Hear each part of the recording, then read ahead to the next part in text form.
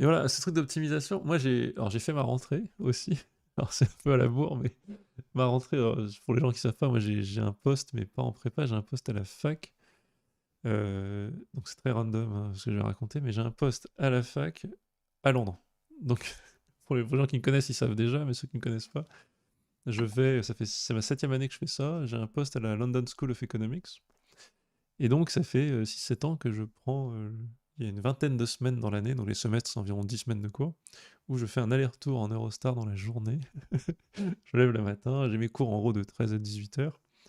Je fais 4-5 heures de cours en gros, et voilà, je prends le retard à 19 heures, je rentre chez moi à 23 heures. Bon, ça marche, c'est rodé, ça fonctionne, ça surprend les gens, mais ça marche. Et donc j'ai ma rentrée, et je suis donc London School of Economics, c'est un peu l'équivalent de Dauphine, Sciences Po, un mélange. Dauphine avec Sciences Po avec plus de maths. Et je suis prof de économétrie, donc maths appliquée en gros. Et j'ai pas les élèves face à moi les plus matheux. En plus, je peux en parler librement, ils me foutent de leur gueule parce qu'ils sont pas francophones. Non, je déconne. Il y a quand même un 5e de francophone, donc pas de bêtises, mais. Euh, en gros, c'est pas des gens qui sont passionnés de maths. Tout le cours, pour moi, toute l'année, le but c'est. En fait, tout le cours, et je rends hommage au prof d'amphi qui a créé ce cours et qui fait les examens. En gros, lui, il s'occupe pas de faire les séances d'enseignement comme ça.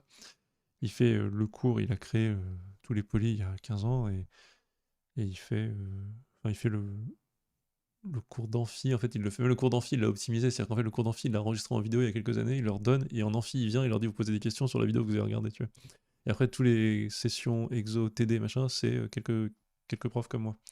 On est 3 collègues. Euh, Qu'est-ce que je disais? Donc ouais, tout l'examen est basé sur la compréhension en profondeur de chacun des concepts qui est montré pendant l'année. C'est des concepts assez simples d'économétrie, de statistiques, de deuxième année, tu vois. C'est-à-dire que moi, je suis arrivé en 2019, quand il m'a recruté la première fois.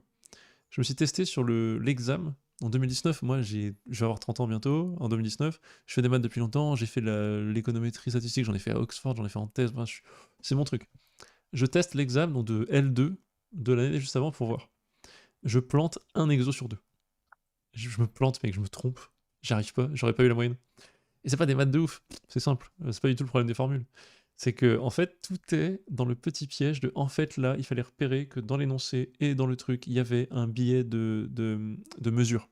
Et en fait, ça, il fallait détecter parce que tu as compris ce qu'est le biais de mesure et donc tu sais le reconnaître. Et tu vois la forme du nuage de points qui évolue et donc tu comprends que c'est ça parce que tu as compris en profondeur. Et tout est testé comme ça, tout est un peu des petits pièges pour voir en fait si tu as compris. Donc je leur dis en début d'année, donc c'était ma rentrée mardi, je leur ai dit en fait, les gars, c'est à la fois le cours le plus honnête envers vous et le plus difficile. Honnête parce qu'on sait que vous n'êtes pas des math nerds, vous voulez pas faire des maths, vous êtes en management department, vous faites un peu d'économie comme ça, mais c'est tout.